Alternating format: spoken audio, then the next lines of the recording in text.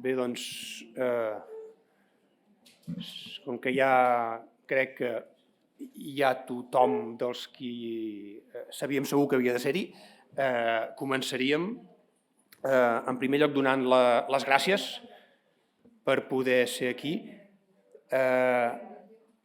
I am supposed to speak in Catalan, Declan, so I understand you will have your interpreter with you. As we have the opportunity to talk in Catalan, we'll do it. It's not always the case, so we'll take advantage. And we thank very much the interpreters that I don't see them. They should be somewhere. I don't see where they are. But anyway, thank you very much for the interpretation. So I switch now to the Catalan. Bona tarda, bon vespre a tothom. I per tant, us dono la benvinguda. Permeteu-me que faci una cosa que és una mica, ja sé que és una mica lletja, però estic obligat a fer-la perquè ningú tingui una mala impressió, tot i que això em sembla que serà inevitable. Aquest acte es va proposar, es va convocar després de que jo tingués un compromís, en aquest cas cultural, aquí prop al Liceu, i per tant faré una cosa que no està bé. I demano disculpes, que és que faré la benvinguda però me n'hauré d'anar. I per tant em sap molt de greu per aquest motiu, no per cap altre, però en tot cas prefereixo dir-ho de manera clara i transparent perquè ningú tingui cap sensació estranya de per què ho faig.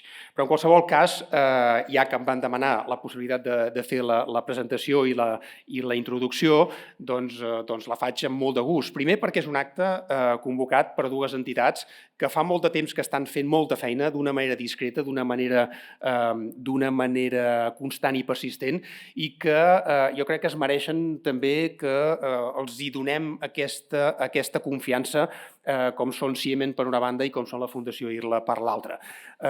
Vivim en un país i en una societat en què tot va tan ràpid, tot és tan extraordinàriament urgent que ens oblidem de pensar moltes vegades en coses tan importants com cap a on anem i com anar-hi. Tant el Siemen com la Fundació IRLA fa molt de temps que estan donant voltes, com altres entitats, en tot cas parlo d'aquestes perquè són les convocants, però crec que és important que dediquem estones també a seure'ns, a escoltar i a definir el que han de ser els passos cap a aquells objectius que ens hem plantejat. I el que farem avui és bàsicament això, és parlar d'objectius, però també de com arribar-hi, de com assolir-ho. Avui tenim un protagonista persona i un protagonista context. El protagonista persona tenim el Declan, que és el president nacional del Sinn Féin, amb qui ara recordàvem, vam tenir l'oportunitat de conèixer-nos quan estàvem nosaltres a la presó. Ells també han coneixen molt bé aquesta circumstància en el seu àmbit, i per tant ens va anar molt bé en una conversa que vam tenir conjuntament amb Gerry Adams poder intercanviar experiències, no només des del punt de vista penitenciari, que això és el menys rellevant, sinó sobretot des del punt de vista de país nacional, que és el que en aquest moment em sembla més pertinent. Però en qualsevol cas em sembla especialment necessari recordar que la presó, tant en el cas d'Irlanda com en el cas de Catalunya, com en tants altres casos de processos d'alliberament nacional, són una part del procés que malauradament no hauria de ser el cas, però malauradament formen part del camí. No per plaer, no per gust, òbviament, però demostra la importància de les circumstàncies.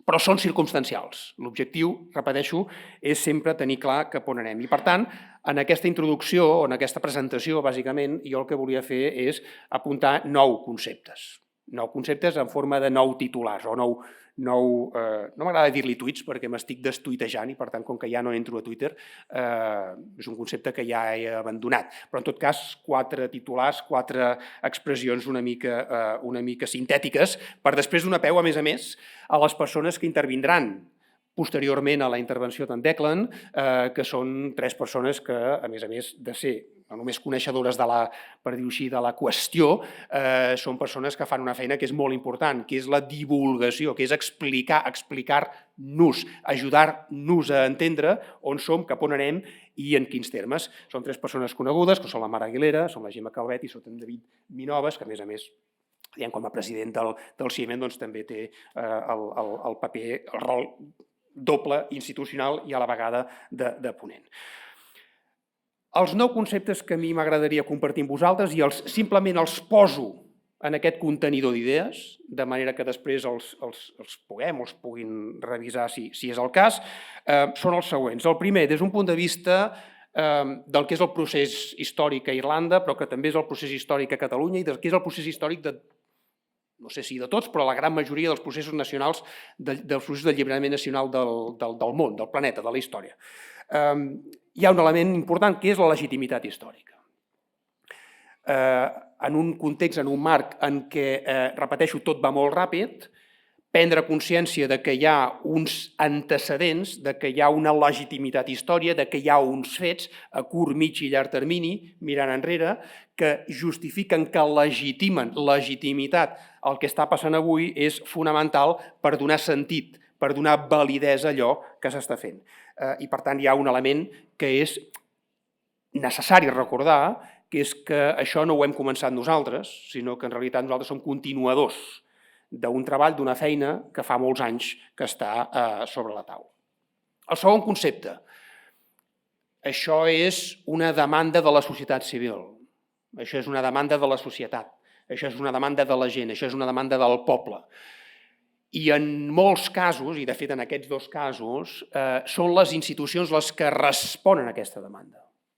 No són les institucions les que proposen la demanda, són les institucions, a partir, òbviament, de la representativitat que se'ls atorga democràticament en unes eleccions, les majories parlamentàries que surten, les que entomen aquesta demanda i li donen una vessant institucional. Però la demanda, no oblidem mai, és originàriament una demanda civil, una demanda ciutadana, una demanda del poble, en aquest cas. Hi ha un tercer concepte que a mi em sembla important i que no l'hem d'oblidar mai de la vida, que és el concepte del principi democràtic. Quan ara fa, diguem, ja uns quants anys, però segueix present, vam fer el procés, diguem, judicial al Tribunal Suprem, apel·làvem a una qüestió que era fonamental o que per nosaltres era i és absolutament determinant, que és el principi democràtic, entès com que quan hi ha una demanda legítima, persistent, pacífica, massiva, de part d'una gran part de la societat que vol tractar una qüestió, les institucions tenen l'obligació de fer tot allò que és possible, tot allò que és necessari perquè aquesta qüestió sigui tractada. Principi democràtic, ras i curt. D'això va la cosa. Per tant, tu et pot agradar més o et pot agradar menys, però no es pot explicar o és difícil explicar-ho des d'una altra perspectiva. Quarta idea o quart concepte. Internacionalment, des del punt de vista legal, on som? Doncs internacionalment som en una realitat, en un context, que només percebent el que està passant al món estem obligades i obligats a afirmar que no hi ha cap motiu de pes perquè una nació, una regió, un poble, una comunitat que vulgui autodeterminar-se no pugui fer-ho. No està justificat legalment des de cap punt de vista. Des del punt de vista del dret internacional, des del punt de vista de la legalitat internacional. Òbviament, de pràctiques en tenim de molts tipus. Algunes amb acords, i si voleu permís o autorització o diàleg o negociació amb l'estat matriu, d'altres sense aquest permís, autorització, diàleg, negociació, etc. Però d'exemples en tenim moltíssims i, per tant, negar aquesta evidència avui no té gaire sentit. La cinquena evidència, i ara ja concretant-ho a l'àmbit jurídic que ens afecta directament, que és l'àmbit legal europeu. Des del punt de vista dels tractats de la Unió Europea, enlloc dels tractats de la Unió Europea, enlloc dels textos jurídics europeus, i això alguns ens els hem estudiat del dret i del revés, i per aquí i per allà, diu que no es pugui exercir el dret a l'autodeterminació des d'una vessant democràtica, com és el que s'està plantejant des de fa tant de temps. I, evidentment, Irlanda també forma part de la Unió Europea amb tota la legitimitat del que això significa. Hi ha un sisè punt. Constitucionalisme. Les constitucions defineixen els marcs en els quals es mouen les societats a partir d'un pacte. I aquestes constitucions són textos dinàmics, són textos que evolucionen, són textos que s'adapten, són textos que, en la mesura en què les societats veuen i viuen canvis en les seves circumstàncies, els textos es transformen, es reescriuen, es modernitzen. Utilitzar el constitucionalisme des d'una vessant immobilista no només no està justificat, sinó que clarament el cas va en contra del que és el propi sentit del propi constitucionalisme. És a dir, el constitucionalisme com a pensament polític, com a pensament fins i tot com a marc teòric, és, per definició, aquell que entén que les constitucions s'adapten a les necessitats i no al revés. Per tant, plantejar que una demanda que és legítima, que és pacífica, que és històrica, que és massiva, com la que estem plantejant aquí a Irlanda i a tant als altres llocs del món, és inconstitucional, senzillament és confondre no només els termes, sinó, òbviament, generar un marc que no és el que en absolut ens pertoca. Setena idea. Hem de reconèixer que estem davant d'un xoc de legitimitats. És a dir, tenen dret aquells que diuen que de cap de les maneres voldrien que Catalunya fos un estat independent, etcètera? Sí. Tenen dret aquells que creuen que Irlanda de cap manera es pot reunificar amb Irlanda del Nord, etcètera? Tenen dret a pensar-ho? Sí, clar que tenen dret a pensar-ho. No és un tema de que tinguis dret o no a pensar-ho. La legitimitat de tenir aquesta opció, la legitimitat de voler això, és absolutament inqüestionable. De la mateixa manera que també és igualment legítim defensar el contrari. Per tant, hi ha un xoc de legitimitats. No es tracta de dir jo tinc raó, tu no. Es tracta de dir o acceptar que hi ha un xoc de legitimitats i, per tant, davant d'un xoc de legitimitats, només es pot entendre una via de gestió raonable, democràtica, política, moderna, europea, en aquest cas, que és la negociació. Què és la negociació? I, per tant, des d'aquesta perspectiva, la negociació és la conseqüència d'aquesta assumpció de que estem davant d'un xoc de legitimitats, d'un conflicte polític, d'un conflicte. I els conflictes es gestionen i es transformen i, en alguns casos, es resolen per la via de la negociació. La vuitena idea o el vuitè concepte. En una democràcia liberal genuïna, en una democràcia liberal, si voleu, oblideu el genuïna si no us agrada, una democràcia liberal, no hi pot haver una preeminència de l'imperi de la llei respecte a la legitimitat democràtica. O almenys jo interpreto, no sé si estarem d'acord, però en tot cas és la meva interpretació, estem parlant de dos conceptes que s'han de parlar de tu a tu. L'imperi de la llei és important, per descomptat. És a dir, un estat, un país, una societat no funciona sense lleis. Per tant, l'imperi de la llei és necessari. Però en cap cas pot supeditar el principi democràtic en la mesura en què el principi democràtic és justament el que dona sentit a l'imperi de la llei. I aquí és on hem d'entendre o hem de plantejar, des d'una perspectiva molt, per mi, indiscutible, que quan nosaltres plantegem aquestes reformes i aquests marcs i aquest canvi de model i aquest canvi de relacions, ho estem fent des d'aquesta perspectiva clarament de posar en el mateix nivell el que és la legalitat, o l'imperi de la llei, si voleu, the rule of law, i la legitimitat democràtica. I tot això acaba, òbviament, en un marc en què, més tard o més d'hora, amb més o menys intensitat, amb més o menys il·lusió, amb més o menys coneixements, amb més o menys capacitats, només pot resoldre's en un marc de negociació. Arribarà més tard o arribarà abans? Arribarà en unes condicions més òptimes per uns o pels altres, però no hi ha alternativa. No hi ha alternativa.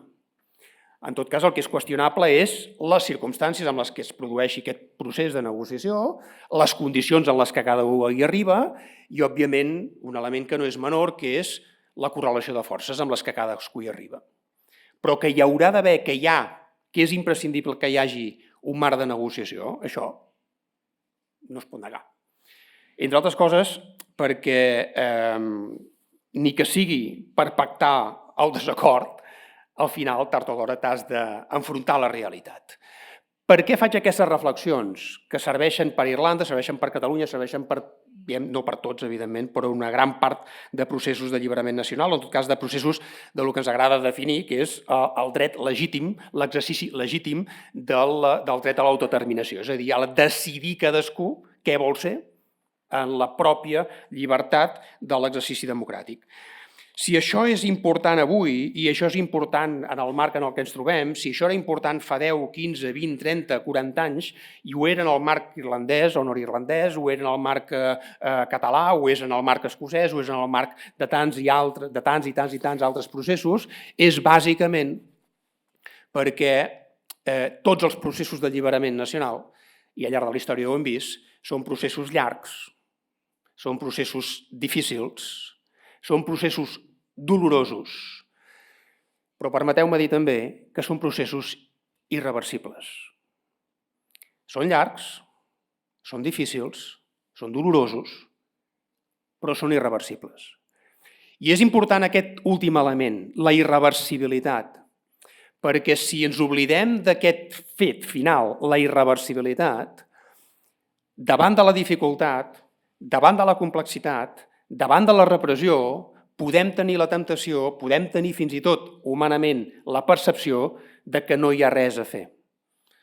Jo em situo en un marc diferent, és a dir, no defujo ni la dificultat, ni la complexitat, ni el dolor, però em permeten afrontar-los justament aquesta convicció de la irreversibilitat, fonamentada en el que primer dèiem, que és la legitimitat.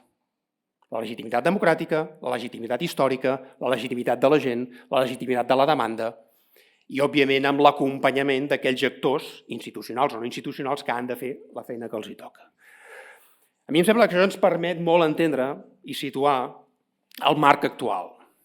A partir d'aquí, cada cas és diferent, cada cas és singular i cada cas té les seves particularitats. Si una cosa m'ha après al llarg d'aquests anys és que no hi ha fórmules màgiques que es puguin aplicar en un cas i en un altre i que es puguin traduir. Ni els processos històrics són els mateixos, ni la gent és la mateixa, ni les circumstàncies són les mateixes, ni, permeteu-m'ho dir en uns termes, i espero que ningú s'enfadi, ni els adversaris són comparables. Per tant, com que tot això és diferent, és impossible aplicar una fórmula i automàticament agafar una fórmula i automàticament aplicar-la en un altre lloc.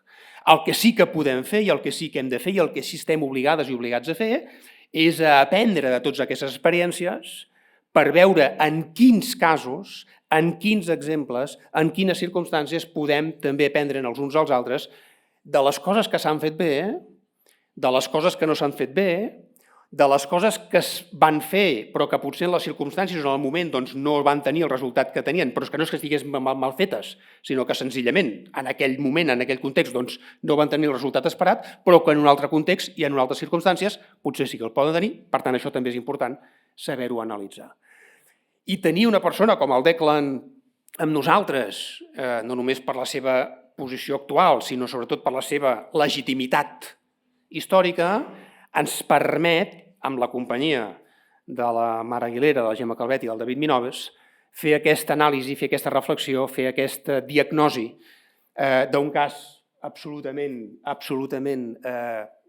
rellevant, que a més, des del punt de vista, per dir-ho així, diguem, de complicitats, té moltes similituds amb el que estem vivint a Catalunya, com és el cas del camí cap a la reunificació, en aquest cas, irlandesa. Per tant, moltíssimes gràcies. Declan, thank you very much for being here and thank you very much for all the job you've done before and mostly for all the job you're going to do on your new position. Moltes gràcies. Em disculpo novament perquè jo ara m'escaparé, però us deixo, i no és retòric, en les millors mans possibles. Moltes gràcies.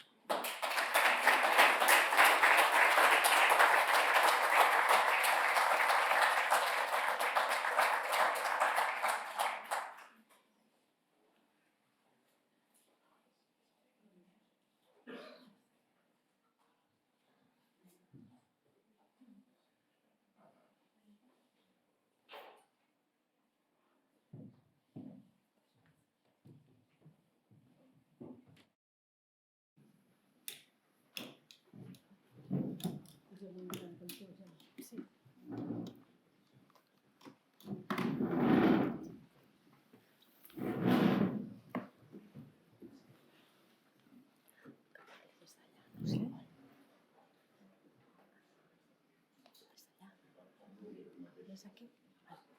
¿You prefer here or from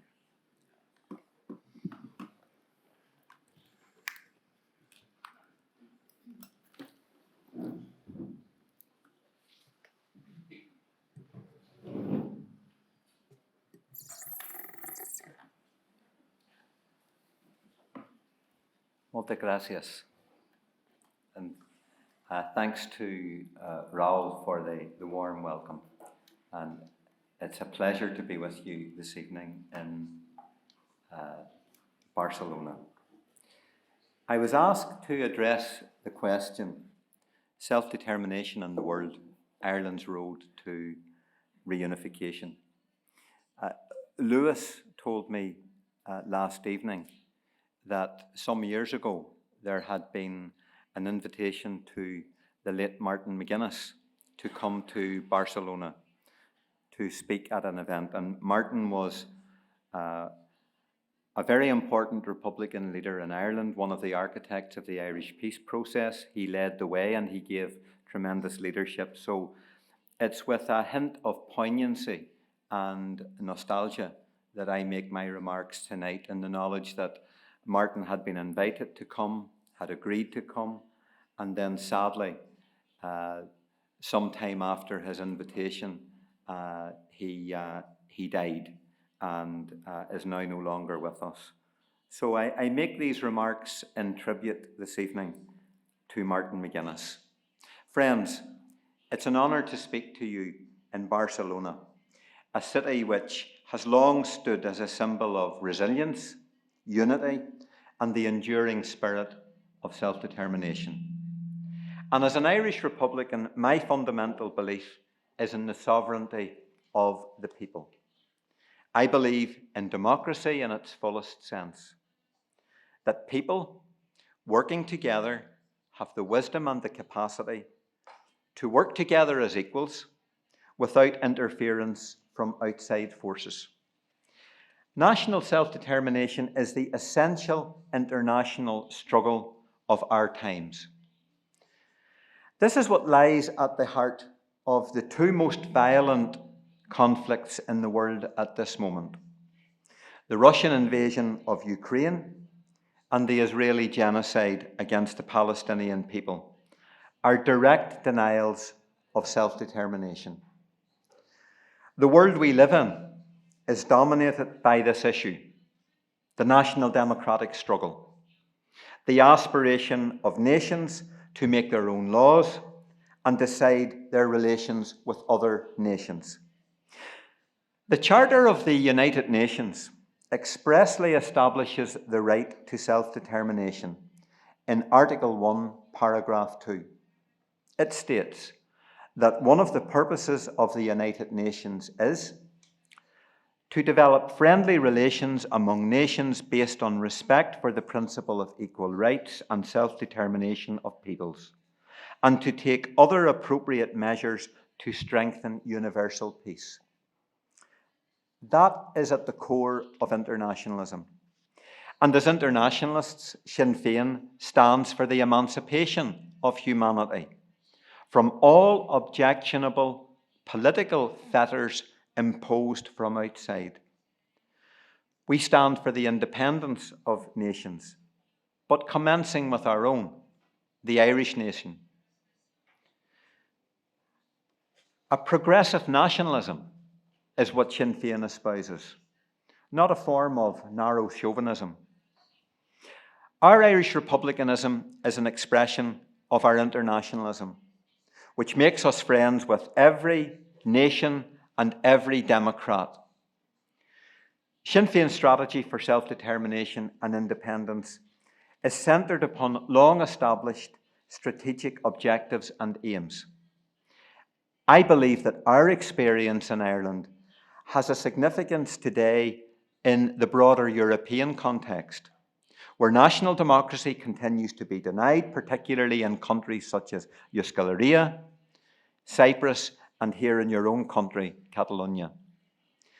And the final resolution to these examples where national democracy continues to be denied will strengthen, in my view, the ideal of European democracy, not weaken the ideal of European democracy.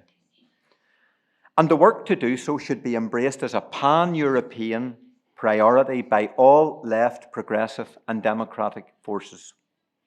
National democracy and self-determination should be advanced as a key political theme in the forthcoming European elections. The struggle for self-determination and freedom in Ireland is centuries old.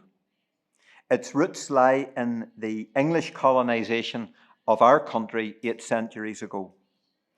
And the ethos and the principles which guide our struggle today for self-determination, independence and sovereignty are found in the principles that sparked the French Revolution and which took its inspiration from the American War of Independence and the American Revolution in the 18th century.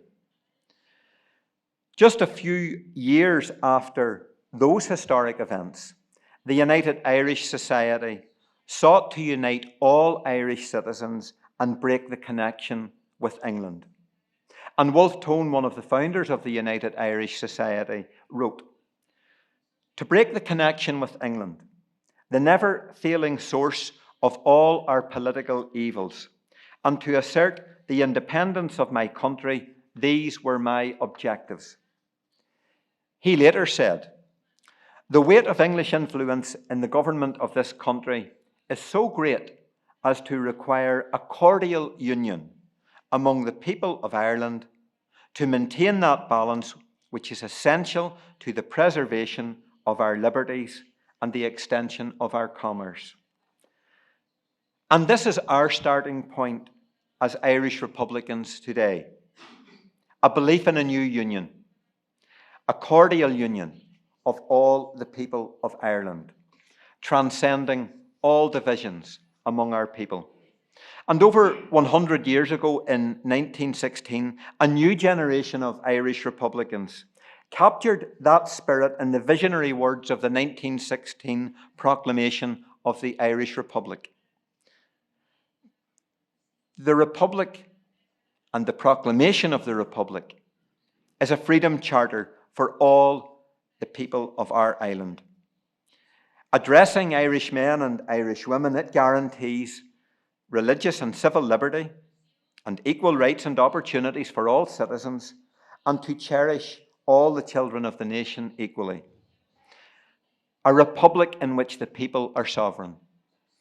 And Roger Casement, who was one of the leaders of the 1916 Easter Rising and who was executed by the British, told the court which condemned him to death that self-government is our right, a thing born in us at birth, a thing no more to be doled out to us or withheld from us by another people than the right to life itself, than the right to feel the sun or smell the flowers or to love our kind.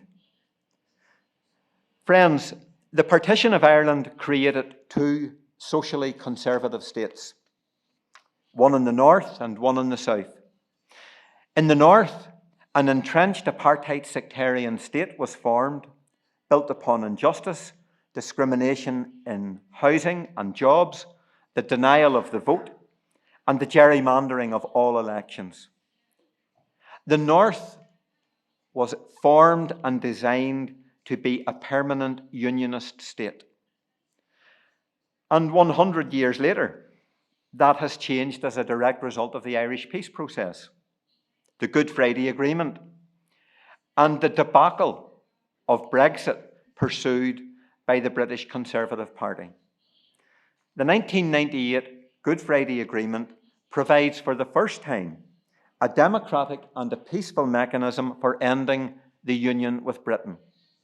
That is, through concurrent unity referenda in the north and south of Ireland, the exercise of self-determination by all citizens on the island of Ireland. In the constitutional section of the Good Friday Agreement, it recognises that it is for the people of the island of Ireland alone, by agreement between the 2 parts respectively, and without external impediment, to exercise their right of self-determination on the basis of consent, freely and concurrently given, north and south, to bring about a united Ireland if that is their wish, accepting that this right must be achieved and exercised with and subject to the agreement and consent of a majority of the people of Northern Ireland. The agreement also affirms that if in the future the people of the island of Ireland exercise their right of self-determination to bring about a united Ireland, it will be a binding obligation on both governments to introduce and support in their respective parliaments legislation to give effect to that wish. In the 26 years since the Good Friday Agreement was signed, Sinn Féin has now emerged as the largest party on the island of Ireland, the largest party in the northern state, and also the largest party in the southern Irish state. And as evidence of the dramatic and historic changes that have been taking place in recent years, just weeks ago, the Vice President of Sinn Féin, Michelle O'Neill, became the First Minister of the Northern Power Sharing Coalition. And it was never envisaged that a nationalist Republican leader would ever hold such a position. Sinn Féin's political strategy has been a key dynamic in bringing about these realignments. Constitutional change is now on the political horizon in Ireland. The potential for a united Ireland has become the defining issue in today's Ireland. Of course, Irish reunification is not inevitable, but it is closer today than at any time in our history. We envisage as a party its achievement through a transitional process based upon democratic engagement with and persuasion of all citizens in Ireland. Sinn Féin's primary aim is to secure an end to partition and to achieve a new constitutional national democratic settlement, a rights-based, multicultural and inclusive society.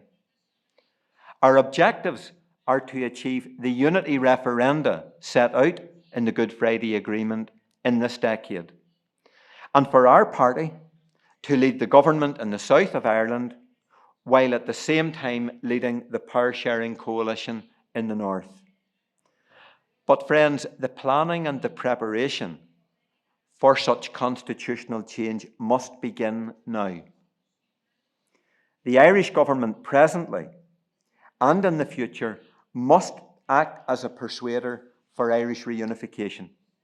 And the British government needs to accept the political reality that partition has failed and that there is no alternative to a new constitutional national democratic settlement on the island of Ireland.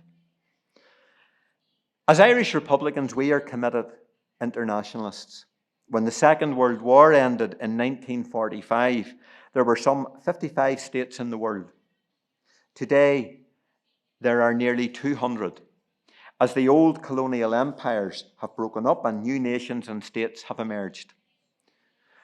Pro-independence national movements exist in Catalonia, Euskal Herria, and among the Bretons, the Flemings, and other small nationalities in Western Europe.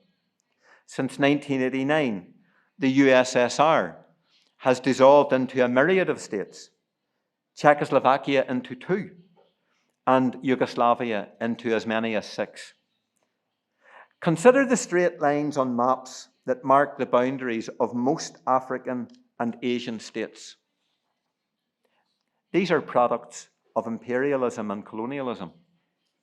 They were drawn by the rulers of European empires from the 19th century colonial powers. And it was Winston Churchill who drew the boundaries of Iraq, so betraying and locking the Kurdish people into a political prison. Germany's Bismarck presided over the cantonization of Africa. And the boundaries of most of these former colonial states bear little or no relation to the traditions or identities of their indigenous peoples. At the same time, modern history has been progressively shaped by anti-imperialist and national liberation struggle. Friends, We are a global village, a world where instant communications, the internet, cheap foreign travel, the growth of trade and mass movements of capital and people, of asylum seekers and refugees. We occupy a planet in which growing international awareness of global environmental problems and potentially catastrophic climate change bind humankind ever closer together. And those of us who aspire to a better world, a world of equals, are even more conscious of the common problems that we face. But to tackle these, or to solve them, for us to really change the world, we need the free cooperation of free peoples. That is the key to embracing a multipolar world based upon equality and peaceful coexistence. The United Nations has the potential to be more effective as a multilateral institution, but it requires reform. The major powers have pushed a limited agenda based upon big security issues and their own economic priorities. And a Western cartel seeks to dominate the entire geopolitical landscape. They have actively undermined the efforts of the UN and world leaders who have a genuine interest in serving all the world's peoples. The old imperial powers of Europe have never come to terms with the loss of their empires. And international financial institutions give them an instrument with which to seek to continue to press home their priorities. The principle of equality globally has been attacked, undermined, and rejected. Neoliberalism and the discourse of consumer choice and competitiveness has begun to define even traditionally left-of-centre parties. There is limited principled opposition from so-called mainstream social democratic or left-wing parties to the ideological and economic onslaught of the conservative right wing. And the Israeli state's assault on the Palestinian people is a brutal example of that reality. Gaza has been almost leveled. Nearly 40,000 are dead or lie lifeless under the rubble, mostly children and women. Tens of thousands are injured, disabled, displaced, and in desperate need of aid and solidarity. Starvation is now a weapon in the arsenal of the Israeli government. And what have most European governments, with a few honourable exceptions, done to challenge that? Absolutely nothing. Genocide and ethnic cleansing are being carried out by the Israeli state against the Palestinian people. So there must be a permanent and an unconditional ceasefire now and a complete withdrawal of all Israeli forces from both Gaza and the West Bank. The war in Gaza has brought many fundamental questions now into focus for us all. The entire concept of human and civil rights and even food security have been weaponized. And this is at a time when rights need to be even more than ever vigorously asserted and protected. And the clearest indication of growing inequality for vast numbers throughout the world is the gap between the rich and the poor nations, between the global north and the global south. And while the rich countries of the West get richer, scores of nations have seen a decline in their income per head. And within even so-called Western democracies, as we know, the gap between the rich and the poor is widening.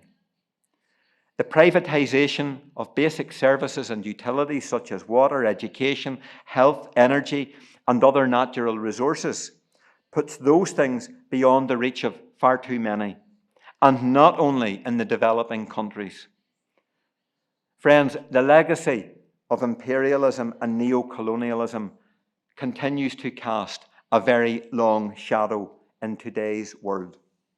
It subordinates the values of equality and democracy and serves to perpetuate the interests of economic and financial elites. The democratic purpose of government must be to improve the social and the economic situation of the people. And unless governments can assert their role in social and economic development, then democracy itself will be discredited and undermined. This globalized race to the bottom must be stopped. A paradigm shift is urgently required. And the question for all of us here and outside this room is, what values do we choose? And what are the global principles that we demand should have primacy? So to conclude, the exercise of national self-determination is more important than ever. It is the foundation stone upon which good relationships between nations can and must be built. Self-determination is inseparable from the organization of a society in the interests of all of its citizens. A process of democratic change, transition, and social transformation. It should set the direction of democratic ambition for and on behalf of the many, not only the few. And this is the vision which has been challenged by significant setbacks in recent times. But those of us who want something better and more cannot and must not give up. We must redouble our efforts to both support, celebrate, and achieve national self-determination wherever it is being denied. For progressives and democrats of this world, the realization of national self-determination must, friends, be our shared and our collective future. Moltes gracias.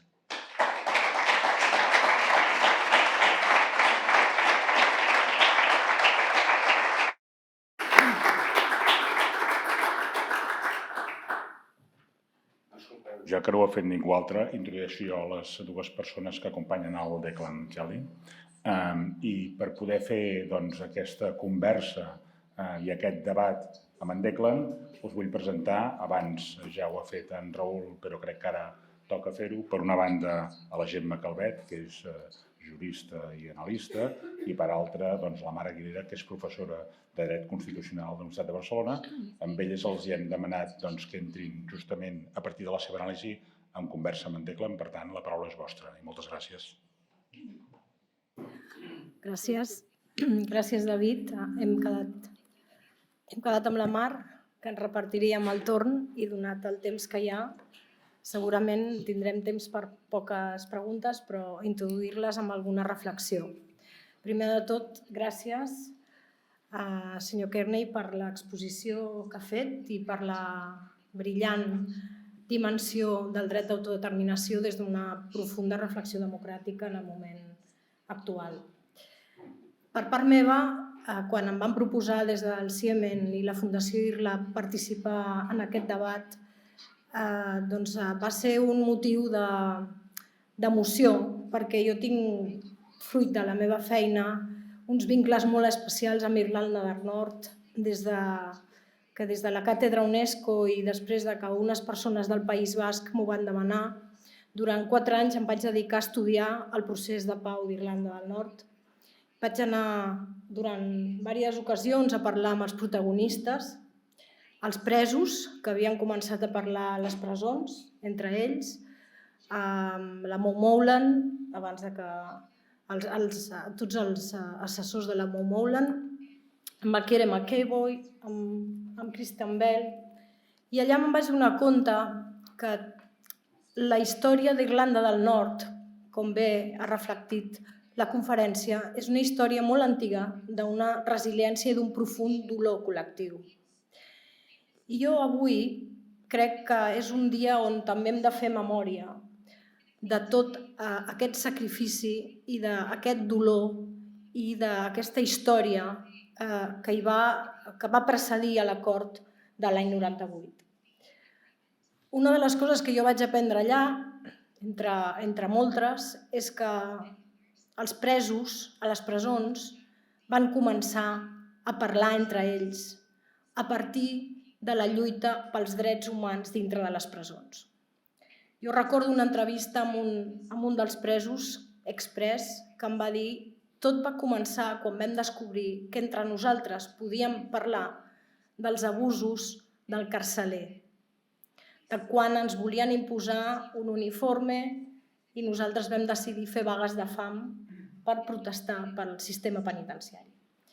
Aquesta dimensió de drets humans que avui ha recuperat és una dimensió que jo crec que en el futur de l'exercici del dret d'autodeterminació ha d'anar íntimament associada. Però Irlanda del Nord, a més, va fer una altra cosa.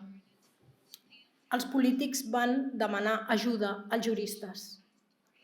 Es va construir una arquitectura jurídica de procés de pau amb una comissió de revisió de sentències, amb una comissió de drets humans, amb juristes de totes les bandes, on van abocar molt un sentit innovador del dret i on, a través de fons europeus, es va fer tot un procés de reinserció amb els presos sobretot els presos que estan condemnats a llarguíssimes sentències.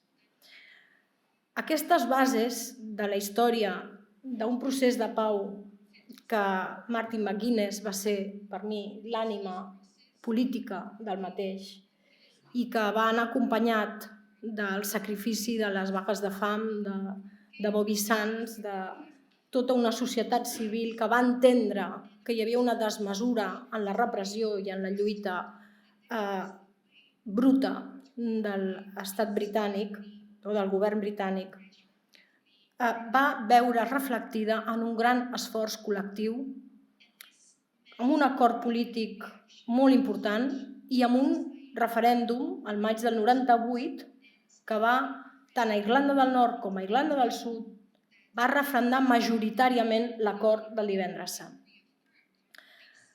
M'he permès aquesta introducció perquè crec que hem de fer honor a la història i al llegat. Catalunya i Irlanda del Nord tenim moltes diferències.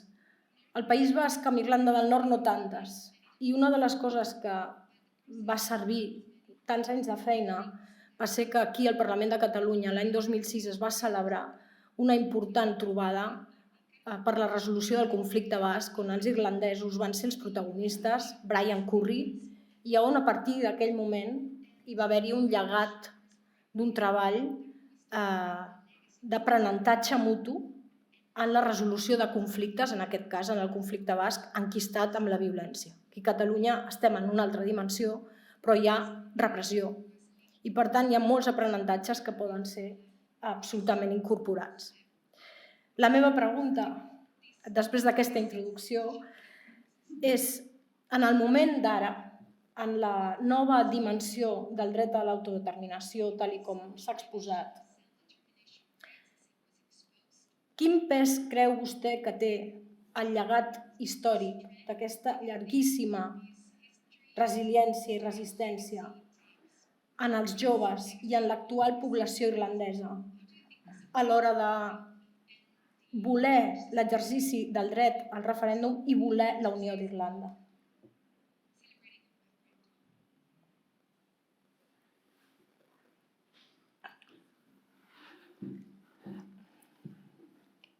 There is a saying that when we look to the future, we stand on the shoulders of giants. So our shared history, the history of struggle in Ireland for independence and self-determination has brought us to this point. It is a history which is one which has been influenced and defined as a result of colonisation, of conflict, much suffering, pain which has been caused by all sides to all sides. But the peace process recognised that there was a need to find an alternative path forward, not simply to bring about an end to violence and political conflict, but to address the core causes which had given rise to the conflict which had impacted on Irish society for many decades and centuries. And therefore, the peace process as it finds expression through our peace accord in the Good Friday Agreement recognises where we have come from, the exceptional nature of the society which we live within, the fact that there is a denial of self-determination, and that there is a need for a management of democratic change into the future, which then provides the potential for the exercise of self-determination in a peaceful and a democratic and in an orderly way. The Good Friday Agreement was 25 years old last April. It has existed for 25 years. And I believe the Good Friday Agreement and everything that has been accomplished in that period of time, Irish society has been absolutely transformed. It is unrecognisable from the days of the war and the conflict, particularly in the north. But we're now at a point where we need to reevaluate, reassess where we are at based upon where we have come from. And it's my firm conviction that it is time now, after 25 years, to open up a new phase of the peace process. And that is a phase which should be built upon reconciliation and healing, taking account of the hurt and the suffering that we have all shared and experienced together, doing what we can to acknowledge the pain, finding pathways to reconciliation and healing, but alongside reconciliation and healing, the process of reunification through the exercise of self-determination. So I am very optimistic about the future because I do believe that we have not only been influenced by our past, but we have also learned from our past. But most important of all, those who sacrificed for the democratic ideals of Irish independence and national freedom continue to be our inspiration. So today, yes, there is a momentum for Irish reunification, and many, particularly those who are older, draw inspiration from what has gone from the past.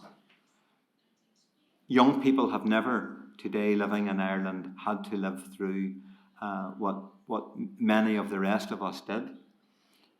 The war, the conflict, the violence, the suffering are almost chapters in a history book.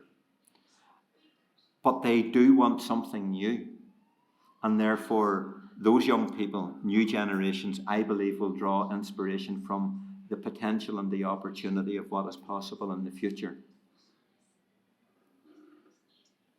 Thank you. Thank you very much, Mr. Kearney.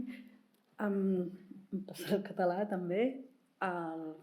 Jo voldria fer una sèrie de reflexions i, en aquest context, unes preguntes. No?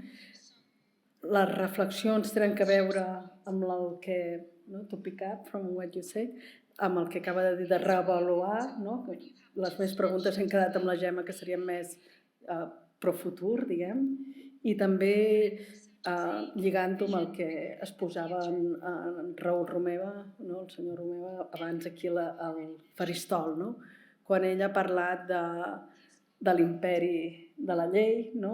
De l'estat de dret i com es pot mirar tots aquests processos, no? D'ara en endavant, no? Ja sigui on sigui del món. No?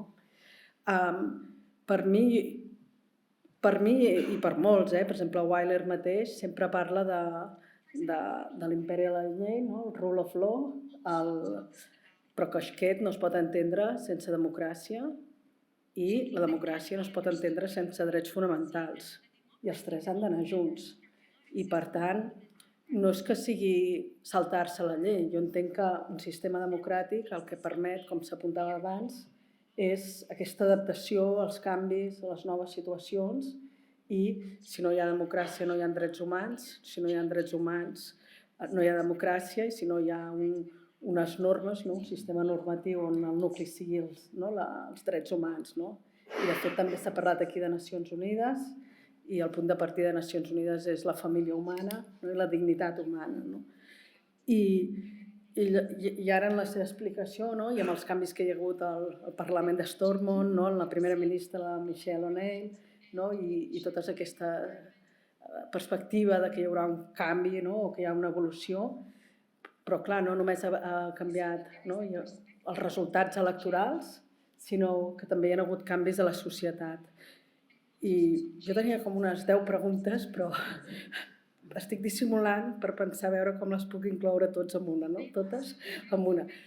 Però bàsicament el que m'agradaria preguntar i comentar és diverses coses, no? Una és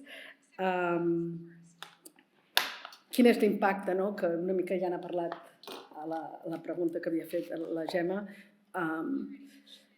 quin és l'impacte del Demos, no? Perquè la població, la societat ja ha canviat molt i com s'acaba d'apuntar, no? El Mr. Kearney acaba de dir que clar, que hi ha joves que no han viscut tot això, no?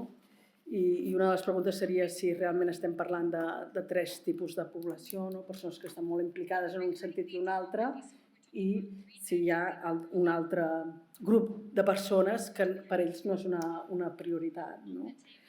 L'altre aspecte que llavors això lligat també al context econòmic. L'altre aspecte és el Brexit, no? Si creu que el Brexit ha acabat accelerant tots aquests canvis tant en els resultats electorals en el Parlament, no? Perquè una de les amenaces que se'ls feia als escocesos era que si el Brexit guanya us faran fora de la Unió Europea, no? I han marxat de la Unió Europea sense baixar de l'autobús, no? I si pensa això, no? Que el Brexit ha tingut aquest impacte, fins a quin punt ha tingut un impacte, no? I després parlant del principi de democràcia, no? Aquí heu parlat d'història, no? Que jo no m'atreveixo a fer cap comentari en aquest sentit davant vostre, evidentment, però jo penso que després de veure tants països, tants llocs on hi ha processos cap a la independència o cap a l'autodeterminació, al final jo penso que un dels principis més importants és el de democràcia, no? Què vulgui la gent, perquè el demos canvia, les situacions canvien i evidentment hi ha uns passats que s'han de tenir molt en compte i tenen un pes molt important, però al final quanta història cal en cada país, no? En cada població, en cada col·lectiu, quanta història s'ha de reclamar si realment hi ha una part de la població que vol, no? O aquesta unitat, aquesta autodeterminació, no? I bé, aquesta seria la meva altra pregunta. I finalment, què pensa que diria? Quin serà el paper del govern de Londres? Creu que, pel que està entès, i quan la primera ministra Michelle O'Neill fa el seu discurs d'investidura, no parla directament que hi hagi aquest procés d'autodeterminació immediat, sinó que s'està pensant en diferents fases. Quin creu que serà el paper de Londres perquè en tot això, perquè si no ho tinc entès malament, són ells els que han de call for referendum, són els que han de permetre-ho, no? I la nostra experiència és que en les democràcies consolidades la voluntat del poble s'ha de respectar i en democràcies més febles la voluntat del poble a vegades en determinats temes diguem que no es respecta tant. Moltes gràcies. Thank you. And sorry for so many questions. We have a shared history of democracy not being respected, both in Catalonia and in Ireland. And the history of our struggle is replete with examples where the democratic will of the people has been stood on its head, has been opposed, and also has been violently resisted by the British state. You made some observations when you opened your remarks in speaking about law. I work from the principle that just because law exists does not make it good law. Law can also be bad. There is a bad law which exists now in Britain, which is described as the Amnesty Law, passed by the British Parliament. It is designed to give an amnesty to all of the British forces and their agents, those who took part in the death squads that were controlled by the state. And these are both military operatives and also state assassins who would be given effective blanket amnesty as a result of this legislation. It has been dressed up in a way by the British to suggest that it is a good way of dealing with the past in Ireland. But the reality is that every single Irish party, every party on the island of Ireland, including the Unionist parties and including the Irish government, have all rejected the British amnesty legislation. That's an example of where law may well have been passed by a sovereign parliament, but it is being applied in a fundamentally anti-democratic, anti-international law and anti-human rights basis. So, law, yes, can exist, but it does not follow that simply because it is passed by a parliament that it represents good law. And what the British have done with that legislation is fundamentally and inherently bad law, opposed by all parties in Ireland and right across civic society, because the objective and the intent is about ensuring that the agents of the state are protected, and also protected in the sense that families whose loved ones were killed as many as over 50 years ago by the state and their agents are today still being denied coronial justice and inquests into their deaths. And this legislation would pull the shutter down on any prospect or possibility of families who have waited 5 decades for that basic justice of an inquest to have their day. The change which we have seen brought about in Ireland comes from a range of factors. So today we are closer to Irish reunification than at any time before. The electoral landscape across the island of Ireland has been fundamentally changed. It is unrecognisable. And the factors which have driven that change have been the Irish peace process, the transformative nature of the Good Friday Agreement. Even though not all elements of the Good Friday Agreement have been implemented, nevertheless, the substantive arc of the Good Friday Agreement has brought about enormous change. Brexit has been a watershed moment for relations between Ireland and Britain and for politics on the island of Ireland itself. Brexit had the effect of sweeping away all of the established constitutional and political assumptions about the status quo. And that has had a profound effect on wider society and public opinion, both north and south. And it has also had a significant influence upon sections of the Unionist section of the community in the north, because it was such a fundamentally anti-democratic move to take.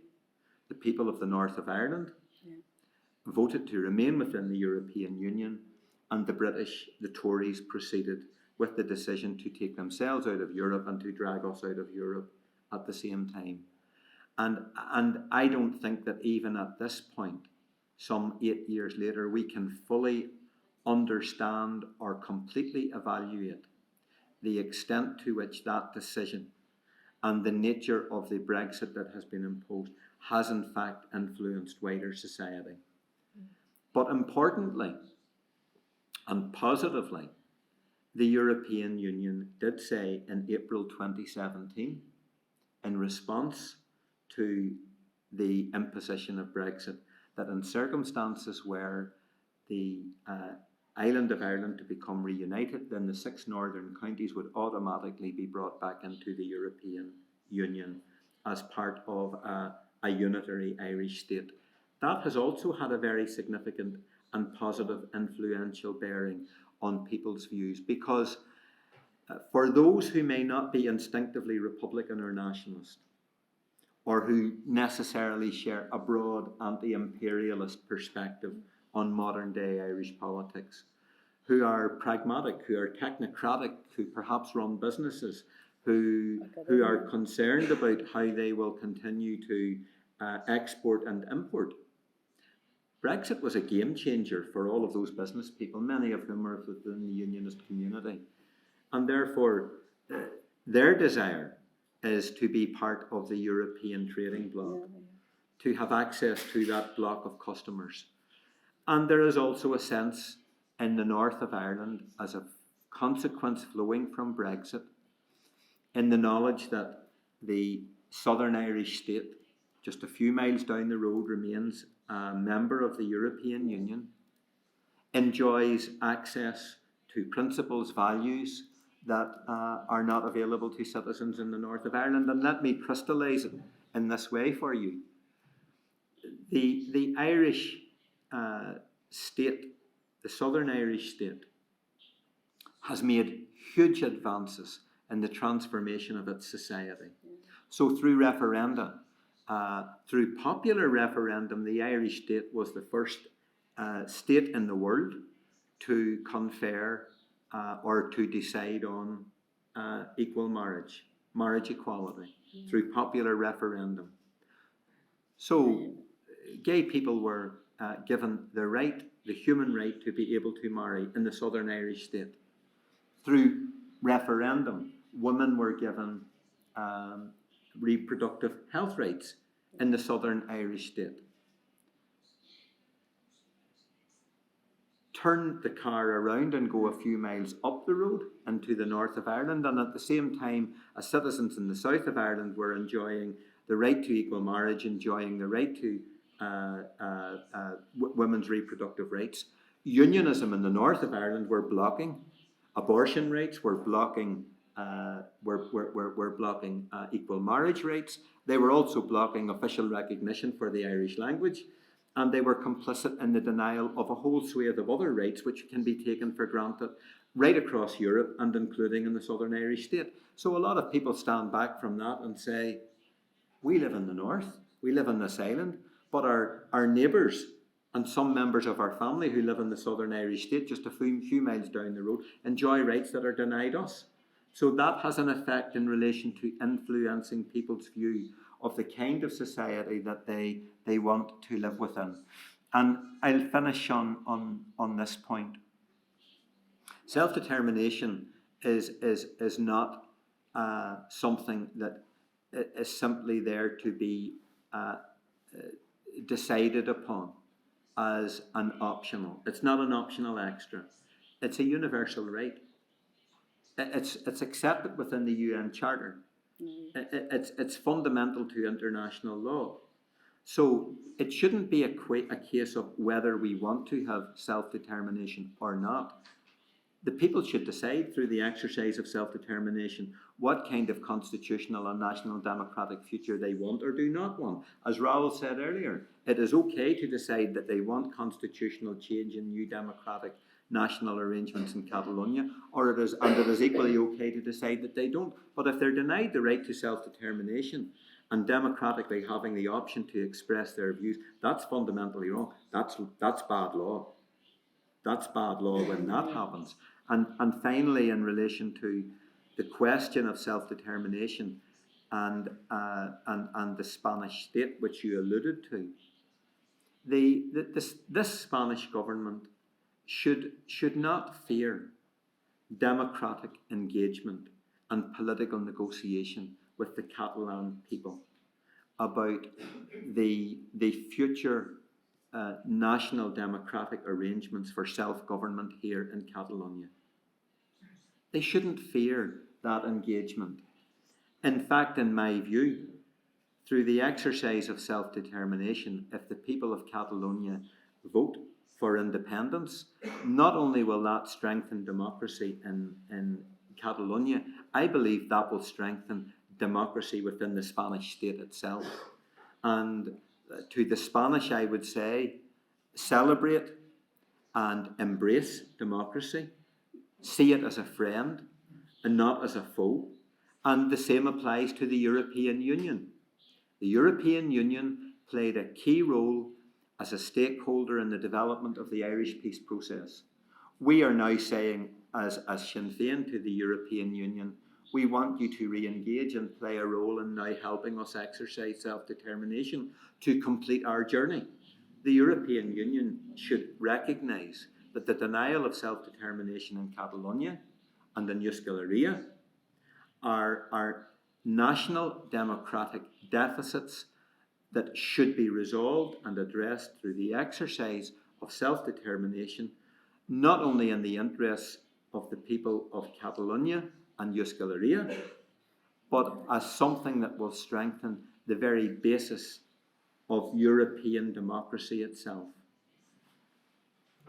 Thank you.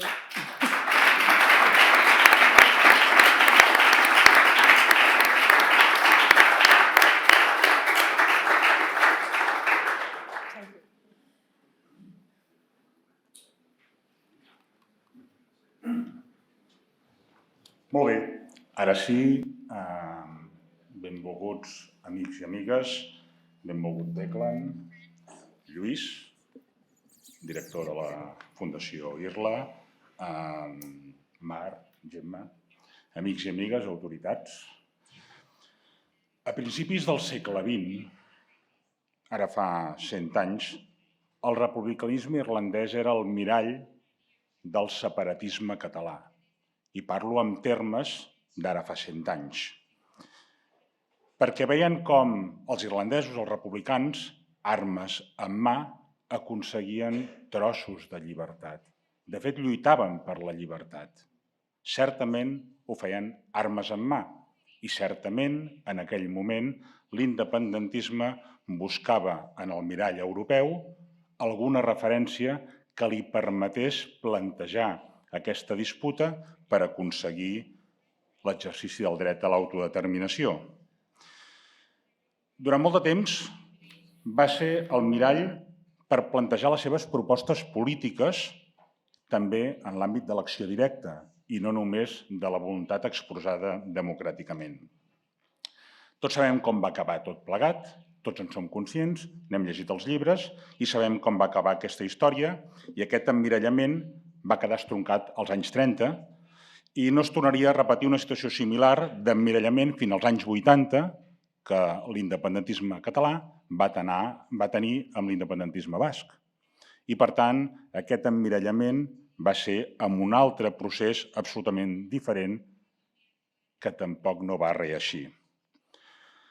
La partició d'Irlanda en un estat lliure i en un territori ocupat per l'Imperi Britànic i després la creació de la República d'Irlanda, els acords del Divendres Sant, que abans n'hem parlat, i la construcció d'una autonomia per Irlanda del Nord serien una mica seguits amb un indissimulat seguiment, una curiositat i diria fins i tot que una atenció especial per part de l'independentisme català. I, per tant, aquests 100 anys els hem anat seguint i hem anat veient com anava evolucionant. La realitat és dinàmica, els temps canvien i l'adaptació d'aquesta voluntat del sobiranisme es anava adaptant en aquesta realitat i anava aconseguint assoliments. De fet, les victòries del Sinn Féin a la República d'Irlanda, que, com sabeu, ha quedat estroncada per aquest pacte entre els dos partits tradicionals, el Fianna Fáil i el Fianna Gael, i malgrat que van guanyar unes eleccions i legítimament tenien l'oportunitat i haurien hagut de tenir la possibilitat de governar, la República d'Irlanda va quedar estroncat. Però, ai las, va passar una cosa que ningú s'esperava, i és que el Sinn Féin guanyés les eleccions també a Irlanda del Nord i allò que no era previsible, en aquell espai on l'unionisme havia estat capaç d'impedir les legítimes aspiracions d'Irlanda, han aconseguit la possibilitat de plantejar des de la gola del llop, per tant, des d'aquelles institucions que no respecten la unitat d'Irlanda i que han convertit a través del sistema autonòmic en unes parainstitucions sobiranes, proposen des del mateix espai de la primera ministra del nord d'Irlanda, d'Irlanda del Nord, la possibilitat que en 10 anys s'esdevingui un referèndum per la reunificació d'Irlanda. La perspectiva d'aquest referèndum, de la celebració d'aquest referèndum en si mateix ja trasbalsa tant aquells que hem anat seguint el procés com, en general, tota l'opinió pública, no només la irlandesa, també, òbviament, la britànica i tot Europa en general. I ens ha motivat aquesta perspectiva, al CIEMEN i a la Fundació IRLA, de parlar-ne on, no enganyarem a ningú, el nostre procés d'emancipació, diguem-ne, que no viu el millor dels moments, no passa, doncs, anímicament el moment més engrescador, les coses com siguin, i tampoc no hi ha unitat d'acció independentista entre els diferents actors que són rellevants, de fet, són imprescindibles per tirar endavant qualsevol procés. Malgrat que tenim també una situació de força acumulada, no molt gran, però sí estratègica, per poder condicionar, poca broma, el funcionament de l'estat espanyol. Tornant al tema que ens ocupa, que és Irlanda, 100 anys després d'aquell emmirallament del separatisme català amb Irlanda, en tornem a parlar.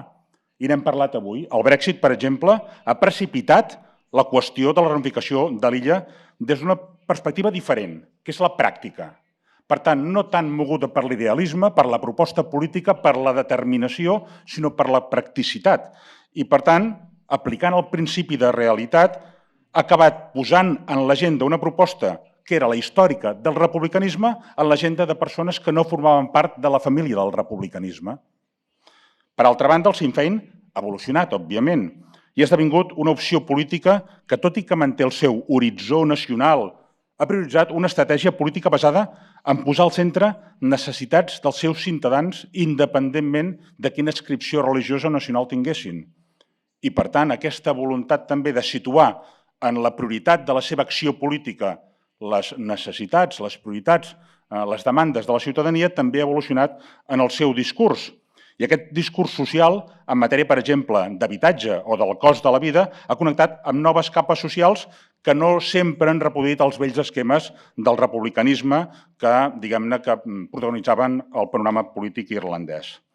El Sinn Féin, a més, i crec que és molt bo dir-ho i repetir-ho constantment, ha impulsat nous lideratges femenins que han orientat el moviment irlandès cap a un nou estadi que avui està en condicions de disputar el lideratge de les institucions arreu. És a dir, el Sinn Féin ha esdevingut també, cal dir-ho, una maquinària electoral que és competitiva amb espais on mai ho havia estat. Ho ha fet amb lideratges nous. I, per tant, ha fet aquest esforç en justament trencar les velles dinàmiques de les estructures i proposar nous lideratges. I això també és important i també cal fixar-nos-hi perquè per nosaltres també pot ser, en aquest cas, un magnífic exemple. Tot això que us he explicat, tot això que heu escoltat, del Raül, d'en Declan, de la Gemma, de la Mar, crec que ens du a afirmar que avui, 100 anys després, l'exemple irlandès és una referència a tenir en compte perquè posa de relleu la necessitat que té qualsevol moviment d'emancipació nacional d'arreu del món i, per què no, també el català, de sumar, en primer lloc, més persones al projecte i, en segon lloc, de redefinir-se i de codificar la seva aposta política en clau d'utilitat i de majories socials. I fer-ho desacomplexadament. Qui millor que el Sinn Féin, que ara fa 100 anys, armes en mà, lluitava per la seva independència, pot explicar-nos justament aquest trànsit desacomplexat del moviment republicà que ha aconseguit guanyar pes la darrera dècada després d'una aposta decidida per la pau, i també és important remarcar-ho, per la pau, deixant de banda la lluita armada i abraçant els processos pacífics per la transformació social i tornant a posar sobre la taula la seva antiga reivindicació, que és la reunificació d'Irlanda, que era tabú fa no tants anys, que era impensable, que era inconcebible i que avui és una opció transitable. I això és important perquè ha vingut acompanyada d'una priorització de posar per davant els interessos de les persones. A Irlanda comprenen millor que ningú que la lluita nacional i la lluita social van de la mà. De fet, en Declan n'ha estat parlant durant tota l'estona. Aquest acompanyament, lluita nacional i lluita social. I és evident que és una qüestió de sobirania, però també de governar-te amb lleis pròpies, d'una manera molt més propera a la ciutadania. Un exemple que des del CIEMEN creiem que estaria bé que tinguéssim en compte a Catalunya. És evident que el CIEMEN i la Fundació IRLA proposem Irlanda com un espai de debat per parlar de la reactualització del debat al voltant de l'autodeterminació, perquè processos tan antics com el d'Irlanda o com Catalunya, en el marc dels països catalans, s'han de repensar constantment. No podem quedar ancorats en les gàbies melancòliques recordant vells temps sense evolucionar i sense tenir capacitat de poder observar i detectar aquests canvis necessaris per poder tornar a esdevenir una majoria. Que, òbviament, la situació és molt diferent, la d'Irlanda i la de Catalunya, però la capacitat d'aprendre crec que és compartida, perquè és humana i, per tant, nosaltres com a catalans també podem, i de fet tenim l'oportunitat d'aprendre molt sobre Irlanda. I és bo fer-ho també on la temptació d'una part del sobiranisme és desconnectar de la realitat del dia a dia i refugiar-se justament en aquesta gàbia melancòlica. Per aquesta raó us vull anunciar, en tant que president del CIEMEN, que aquesta jornada d'avui és una primera conferència, però volem continuar parlant d'altres nacions, d'altres processos d'emancipació, de com han estat evolucionant, de com tornen a posar sobre la taula la seva proposta i es van adaptant, però mantenen la seva proposta per intentar sumar més gent i aconseguir majories. Espero que tinguem en compte l'exemple d'Irlanda. Vull agrair especialment a en Declan, que ens vam conèixer ara fa pocs mesos, quan vàrem celebrar amb el CIEMEN els 25 anys de la Declaració Universal dels Drets dels Pobles, l'any passat, i crec que no només podem aprendre, sinó que podem caminar junts justament per fer aquesta reflexió col·lectiva. Agrair-vos a totes i tots que hagueu vingut, anunciar-vos que aquest any nosaltres fem 50 anys, per tant, tindreu un reguitzell d'ofertes que ja us aniré enviant perquè podeu venir a reflexionar amb nosaltres, perquè al CIEMEN som una entitat petita, però ens encanta reflexionar i, a més, una reflexió que sigui capaç de ser adaptada i que, per tant, sigui útil per l'acció pública. Res més, moltes gràcies, bona nit a totes i a tots.